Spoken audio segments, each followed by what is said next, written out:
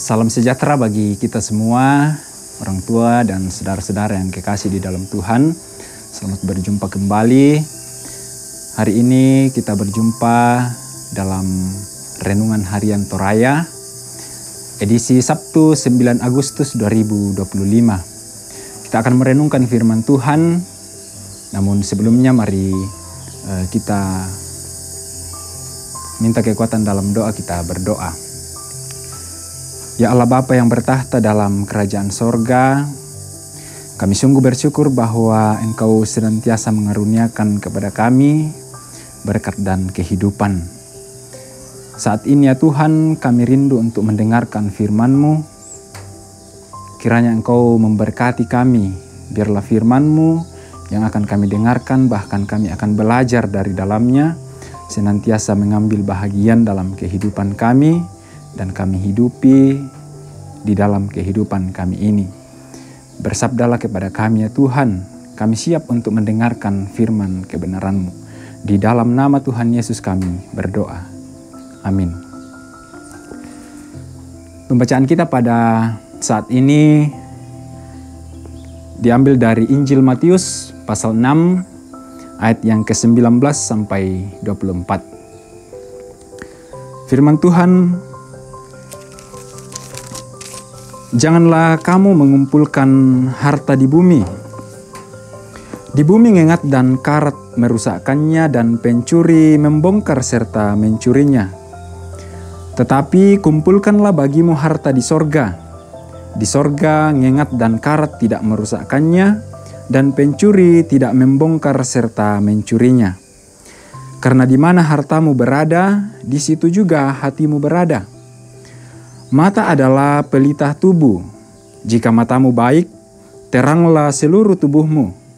Jika matamu jahat, gelaplah seluruh tubuhmu. Jadi, jika terang yang ada padamu gelap, betapa gelapnya kegelapan itu. Tak seorang pun dapat mengabdi kepada dua tuan. Karena jika demikian, ia akan membenci yang seorang dan mengasihi yang lain. Atau ia akan setia kepada yang seorang dan tidak mengindahkan yang lain. Kamu tidak dapat mengabdi kepada Allah dan kepada Mammon. Amin. Seluruh pembacaan kita saat ini dirangkum dalam sebuah tema, yaitu di manakah hatimu berada? Atau dalam bahasa Toraja dikatakan, umbaranani tu tuntu penammu. Orang tua dan saudara-saudara yang sama dikasihi dalam Yesus Kristus, tentu semua menginginkan kehidupan yang layak, hidup yang berkelimpahan. Namun di balik harapan itu, kita pun harus menguasai hati kita untuk tidak dikendalikan oleh harta dalam dunia ini. Karena dengan demikian, kita akan melupakan apa yang menjadi tujuan utama hidup kita dan jauh dari Tuhan. Salah satu pengajaran Tuhan Yesus melalui khotbah di bukit adalah soal mengumpulkan harta. Ia memberikan gambaran dua macam harta, yakni harta di bumi dan harta di sorga.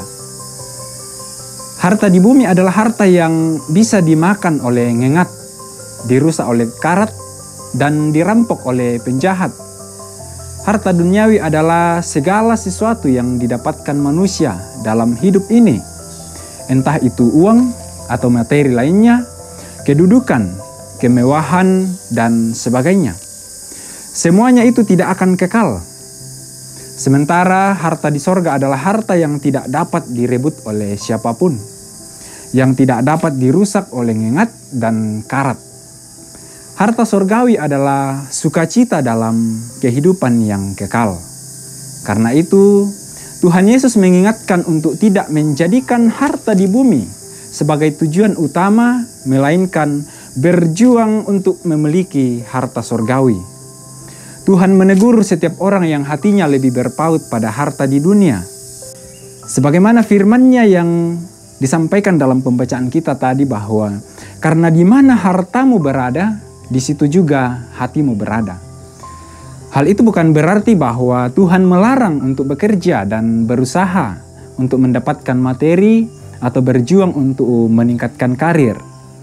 Teguran Yesus juga menjadi pertanyaan dan pernyataan bagi kita. Di manakah hati kita berada? Di manakah yang lebih utama di hati dan hidup kita? Kiranya kita mampu memilih tujuan yang utama, yakni menaruh hati dan berjuang untuk harta sorgawi yang menjaminkan hidup yang kekal di dalam Yesus Kristus. Diberkatilah setiap kita yang boleh mendengarkan firman Tuhan dan melakukannya dalam kehidupan kita. Amin. Mari kita berdoa. Ya Allah Bapa yang bertahta dalam kerajaan sorga, kami kembali bersyukur kepadamu bahwa saat ini kami boleh mendengarkan bahkan belajar dari firman-Mu.